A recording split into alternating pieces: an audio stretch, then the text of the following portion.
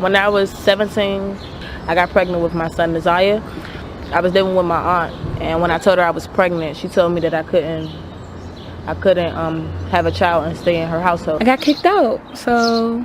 My parents said kick me out.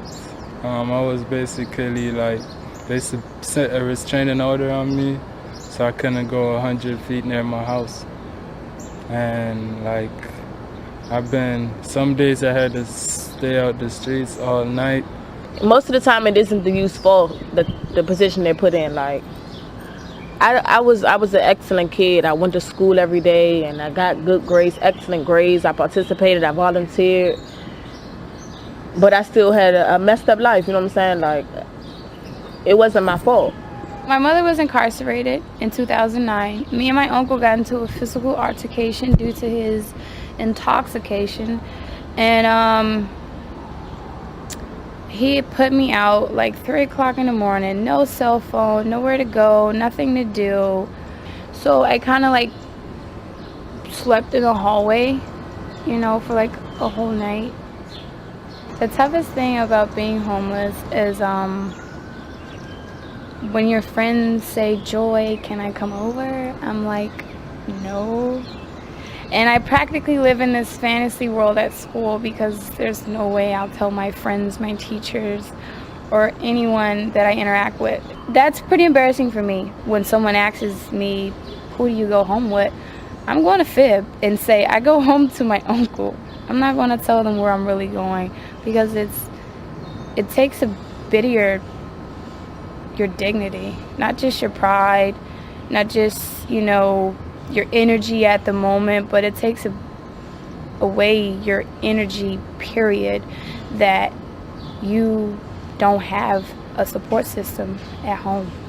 The hardest part is not knowing where you're going to go, like the next day, not knowing like what's your next step, like where you're going to be, you know.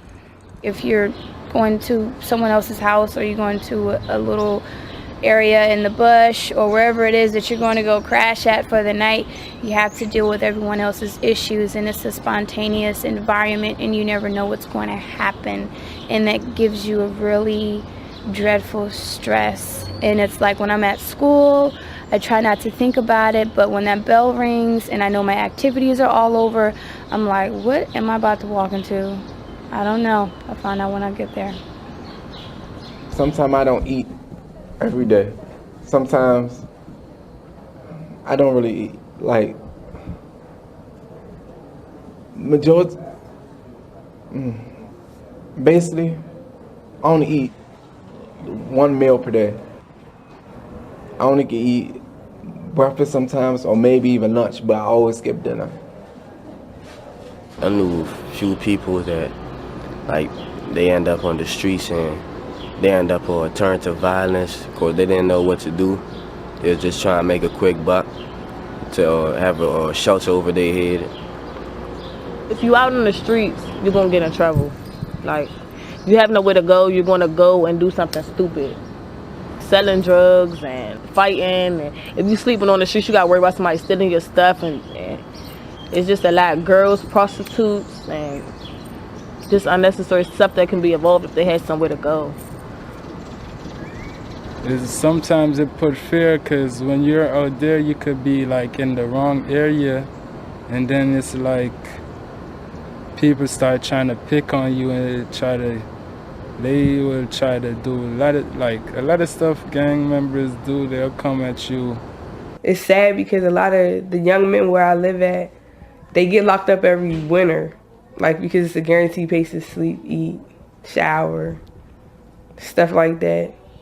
They don't, and then by the time they want to get a job, they can't because they have so many charges. But the whole time, maybe they just needed somewhere to stay at. But because there's nowhere for them to go, it's like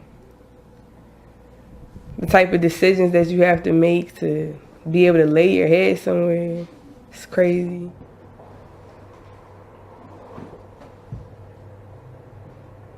Tengo una cama y sí, cuando tú no tienes una cama, tú no puedes pensar bien a dónde vas a ir tú no sabes a dónde vas a ir a dormir, tú no sabes nada, pues. Beds, you asking about beds right now?